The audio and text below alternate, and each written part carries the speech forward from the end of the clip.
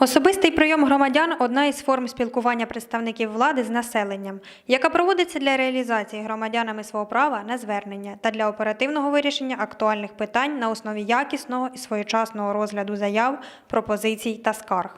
4 жовтня до голови райдержадміністрації Євгена Третьякова звернулися 5 жителів району стосовно вирішення особистих проблемних питань. Завтра ви представителям відділу освіти це все розкажете. Вони мені все передадуть цю інформацію. Не той. Хорошо? Спасибо. Приеду к вам обязательно, может быть, я приеду. Ну, в любом случае буду. Перезвонят и подъеду, хорошо? Під час прийому Євген Андрійович надав кваліфіковані роз'яснення на всі звернення.